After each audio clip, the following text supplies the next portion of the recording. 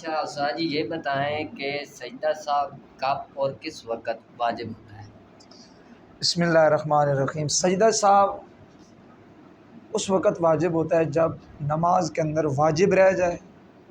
واجب میں تاخیر ہو جائے یا فرض میں تاخیر ہو جائے۔ ان تین صورتوں میں سجدہ صاحب کرنا ضروری ہوتا ہے، واجب ہوتا ہے، اور سجدہ صاحب کرنے سے وہ جو آپ کے ساتھ نماز کے اندر کمی بیشی ہوگی اللہ تعالیٰ اس کو درگزر فرما دیتا ہے۔ واجب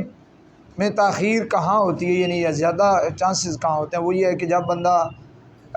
جماعت کرا رہا ہو، جہری نماز ہو، یعنی قرات بلند کرنی ہو، تو اگر وہاں پر آپ آہستہ قرات میں سورۃ فاتحہ شروع کر دیں گے تو یہ آپ کے واجب میں تاخیر ہو گئی ہے، یعنی الحمدللہ رب العالمین آپ نے دل میں پڑھ لیا ہے، اب آپ پر سجدہ صاحب واجب ہو چکا ہے، امام پر امام سجدہ صاحب کرے گا۔ یا اسی طریقے سے سورۃ فاتحہ پہلے پڑھنی اور کوئی سورت ملانی بعد میں، یہ واجب ہے، یہ ترتیب بھی واجب ہے۔ اگر بندہ کسی خیال میں تھا اور ثنا کے بعد اس نے سورۃ اخلاص یا کوئی اور سورت شروع کر دی، بعد میں سے یاد آیا کہ یار میں نے تو سورۃ فاتحہ پڑھنی ہے، تو اب بھی اس کوئی صورت میں سورۃ فاتحہ پڑھے گا، پھر سورت ملائے گا، لیکن اس پر سجدہ صاحب واجب ہو جائے گا چونکہ اس نے واجب میں تاخیر کر دی۔ یہ اس طرح ہوتا ہے اکثر جب بندہ 2 رکعت میں بیٹھتا ہے، 4 رکعتوں والی نماز میں بندہ 2 رکعت میں جب تحیات بیٹھتا ہے، عبدو و رسولوں کے بعد بندے نے کھڑا ہونا، تیسری رکعت کے لیے اللہ اکبر کہہ کے کھڑا ہونا، وہاں بندہ بھول جاتا ہے کہ پتہ نہیں میں پہلی رکعت دوسری رکعت میں ہوں یا چوتھی میں، وہاں اکثر یہ ہوتا ہے کہ بندہ آگے درود شریف شروع کر دیتا ہے۔ اگر آپ نے درود شریف میں یہ پڑھ لیا نا اللہم صلی علی محمد مکمل پڑھ لیے یہاں تک، تو پھر آپ پر سجدہ صاحب واجب ہو جائے گا، لیکن آپ نے وہاں پہ جتنا بھی پڑھ لیا ہے، یوم یقوم الحساب تک آپ پڑھ چکے ہیں، لیکن آپ کو اس وقت یاد ہے کہ یار میری تو یہ دوسری رکعت ہے، میں نے تو تیسری رکعت کے لیے کھڑا ہونا ہے، جہاں تک آپ پہنچ چکے ہیں وہاں سے ہی آپ نے کھڑا ہو جانا ہے، اور پھر آپ نے سجدہ صاحب کرنے کے بعد نماز مکمل کرنی ہے۔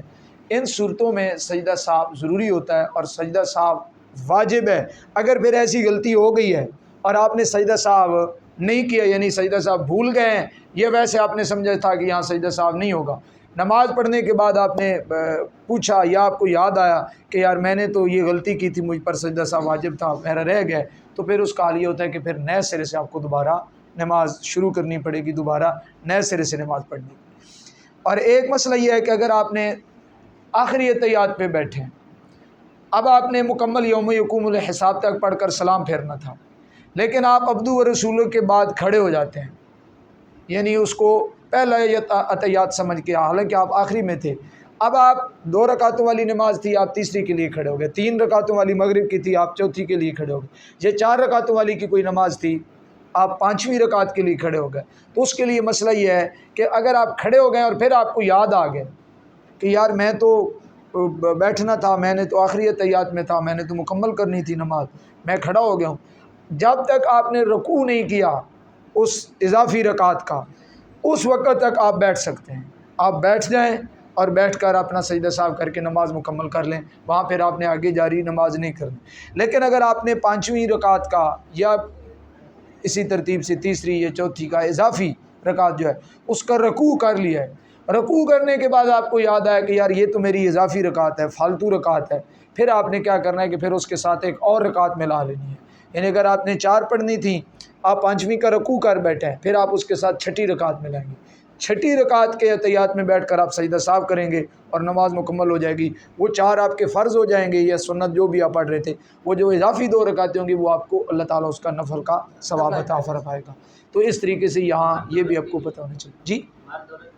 یہ سب کے لیے سجدہ صاحب جہاں مرد پر واجب ہے وہاں عورت پر بھی واجب ہے، اور جہاں عورت پر واجب ہے وہاں مرد پر بھی واجب ہے۔ سجدہ صاحب کی عورت، مرد اور عورت کا کسی قسم کا کوئی فرق نہیں ہے، بس جماعت کا معاملہ ہے کہ عورتیں جماعت نہیں کروا سکتی ہیں، عورت جماعت میں نہیں جاتی، مرد کے جماعت میں قرات کا مسئلہ ہوتا ہے، باقی ہر وہ جگہ جہاں پر مرد پر سجدہ صاحب واجب ہے وہاں عورت پر بھی سجدہ صاحب واجب ہے۔ اور ایک مسئلہ اور سجدہ صاحب کا یہ ہے کہ بعض دفعہ بندہ دعائے قنوت پڑھتے ہوئے وتر کی تیسری رکعت میں سورت ملانے کے بعد بندہ چونکہ اکثر نہیں پڑھتا نا ہر رکعت کے بعد، یہ صرف وتر میں ہوتا ہے، وہاں ہم نے تکبیر تحریمہ کی طرح ہاتھوں کو کانوں کی لو تک لے جانا ہوتا ہے اور پھر اللہ اکبر کر کے ہم نے دعائے قنوت پڑھنی ہوتی ہے، وہاں بندہ اکثر بھول جاتا ہے، وہاں پر بندہ رکوع میں چلا جاتا ہے اور رکوع میں جانے کے فوراً بعد پھر بندے کو یاد بھی آ جاتا ہے کہ یار میں وطر پڑھ رہا ہوں اور میری یہ تیسری رکعت تھی، میں نے دعا قنوت پڑھنی تھی، وہاں پھر کچھ لوگ غلطی کرتے ہیں کہ وہ پھر پیچھے کھڑے ہو جاتے ہیں،